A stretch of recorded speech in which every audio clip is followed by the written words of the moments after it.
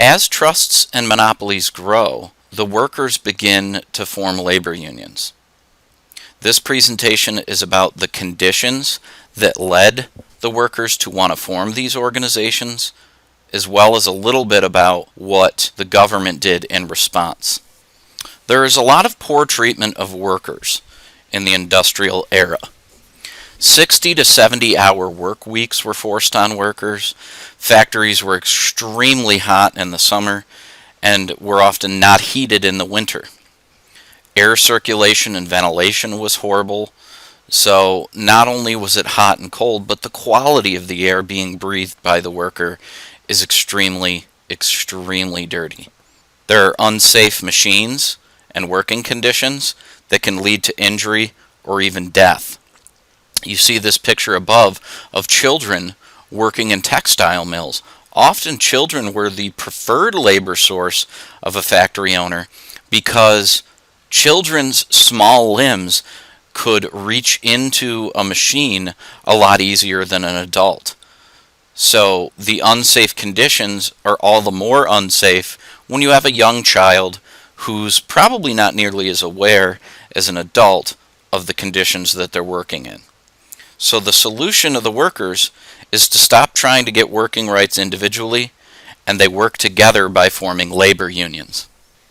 One of the first labor unions was the Knights of Labor. Led by Terence Powderly, it is started in 1869. It accepted all types of workers, so it wasn't limited by type of work or who you were, gender, race. So skilled and unskilled workers are welcome, and all racial groups and both genders are welcome. This is a big deal for 1869 that all races and women were included. Terence Powderly's goal was to try to use arbitration rather than striking, and arbitration means that if workers in a union and their employer could not reach a contractual agreement, that a neutral third party would help decide the contract for them. The Knights of Labor won a major strike against a railroad company in 1885, and immediately after that, enrollment goes up by almost 700,000. However, a year later, in 1886, in the Haymarket section of Chicago, there was a bombing by a member of the Knights of Labor during a crowded time of day, and so this really ruined the reputation of the Knights of Labor, and enrollment plummeted, and the Knights of Labor fell apart. The American Federation of Labor, or AFL, was led by Samuel Gompers. This is probably a name that you've heard before, probably more familiar than Terence Powderly to most people. The AFL allowed unions to join while maintaining their individual existence. So for example, a steel workers union, an oil workers union, a railroad workers union. They could all be members of the AFL and still operate on their own and use their knowledge of their industry to their advantage. So the AFL was kind of like a conglomerate of labor unions, very much the same concept of many smaller companies combining into a trust. Well, this is many smaller unions still functioning on their own for the most part, being a member of the AFL. The AFL provided advice to workers considering going on strike.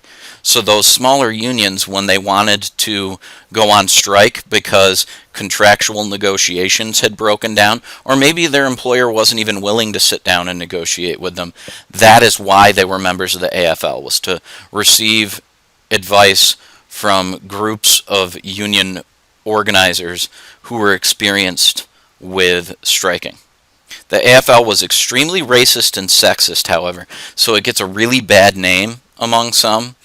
The AFL still exists today, and it has come way further than its original racist and sexist leadership. So the AFL still exists today. Now there's some famous events in early labor history. The Homestead Strike, probably one of the most famous strikes in the whole world, let alone the United States. It is in Homestead, Pennsylvania, at a steel plant owned by Carnegie Steel. You see below Andrew Carnegie, who's pictured on the right. Well, the man on the left, not a lot of people know of. His name is Henry Frick. And as Carnegie got older, he didn't want to run the company all on his own anymore. He wanted to be able to continue to own the company, but not have as much responsibility over the day-to-day operations.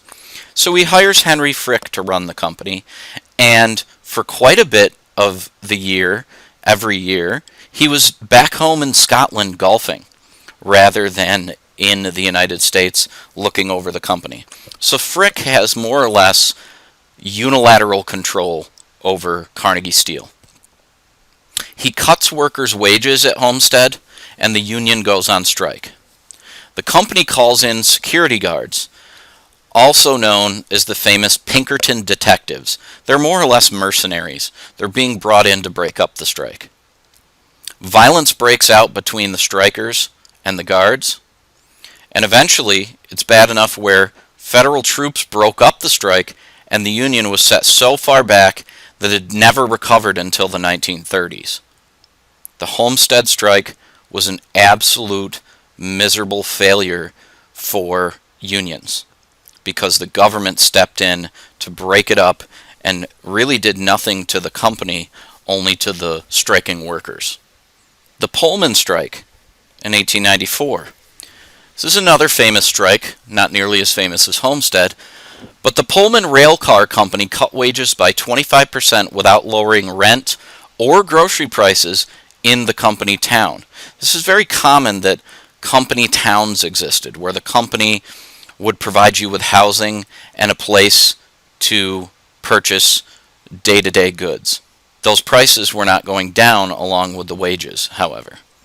The American Railway Union, led by Eugene V. Debs, goes on strike against any rail line that uses Pullman cars. A federal court declared an injunction, however, which is a court order, against the union picketing these railcar companies. The union did not listen, and eventually President Grover Cleveland sends federal troops to end the strike. And the justification he uses is that it is delaying the U.S. mail service, which is considered a federal offense because the U.S. mail is a federal entity. The Pullman Strike, again, is another failure for labor because the government is stepping in on the side of business rather than the side of the worker. The Lawrence Strike in 1912.